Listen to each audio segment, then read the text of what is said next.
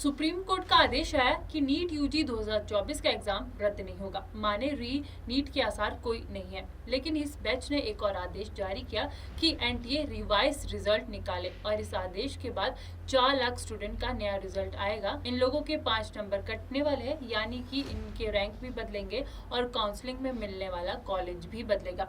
ये पूरा मामला नीट परीक्षा में पूछे गए सवाल नंबर 19 से जुड़ा हुआ है। क्या था ये केस जिसमें 4 लाख बच्चों के 4 नंबर कटा दिए और एनटीए ने न्यू रिजल्ट जारी करने पर मजबूर होना पड़ा। आइए समझते हैं। नीट यूजी 2024 पेपर लीक मामले में 23 जुलाई को सीजीआई डीवाई चंद्र नायडू की बैच ने फैसला कहा कि परीक्षा में पवित्रता भंग नहीं हुई है, इसलिए दोबारा परीक्षा करवाए जाने की जरूरत नहीं है। हालांकि इस केस में एक सवाल पर गंभीर अटकते हुए नजर आए। फिजिक्स के सेक्शन नंबर में पूछा गया सवाल नंबर 19। अदालत ने इसके लिए आईटीआई दिल्ली के 3 मेंबर्स की एक एक्सपर्ट कमेटी भी बुलाई और उसे गठन किया गया। जब कमेटी ने कंक्लूजन किया, कहा कि सवाल फिजिक्स का सवाल नंबर 19 था सारा कंक्लूजन। अब आपको बता देते हैं कि सवाल नंबर 19 क्या था। चलिए जानते हैं।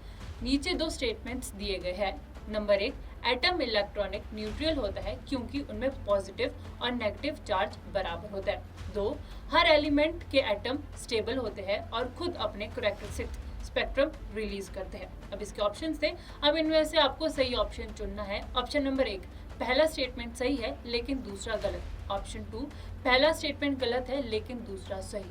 ऑप्शन 3, दोनों सही है। ऑप्शन 4, दोनों गलत है। अब इसमें बवाल क्या था, आइए समझते हैं। याचिकाकर्ताओं ने दावा किया कि एनटीए ने उन स्टूडेंट्स को पूरे नंबर दिए हैं जिन्होंने ऑप्शन नंबर 2 और ऑप्शन नंबर 4 में से कोई एक विकल्प चुना है, लेकिन जवाब का सवाल स्पष्ट नहीं है।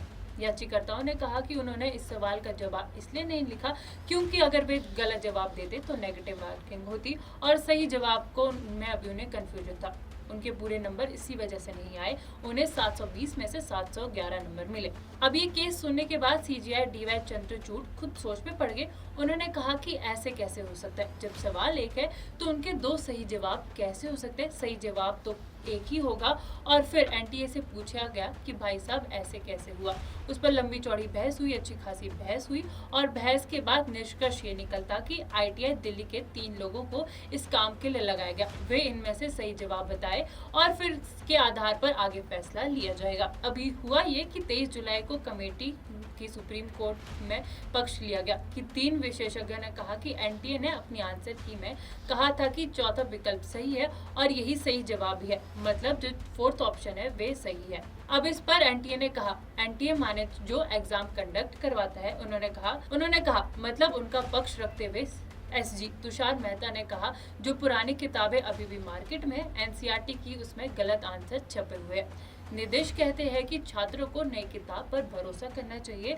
अगर मार्केट में एनसीईआरटी में छपे सवाल को चुनने वालों को नुकसान नहीं होना चाहिए, इसलिए एनटीए ने 2 और 4 ऑप्शन जो दोनों ने चुने हैं उन्हें पूरे नंबर दिए हैं। इस पर जस्टिस मनोज मिश्रा ने टोका। वे खुद विज्ञान के छात्र हैं। उन्होंने कहा मुझे सवाल का जवाब पता था। फिर वो बोले मामला यहीं खत्म हो जाता है। करीब 4,22,000 छात्र इससे प्रभावित होंगे।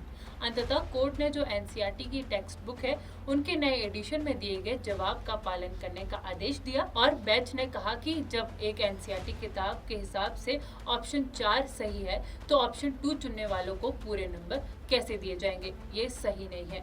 तो इस सवाल का जवाब करीब 9 लाख से ज्यादा छात्रों ने दिया। इसमें से 5 लाख छात्रों का जवाब जो सही था, मतलब उन लोगों ने ऑप्शन नंबर 4 चुना था, लेकिन 4,22,000 छात्र ऐसे थे जिन्होंने ऑप्शन नंबर 2 को चुना था।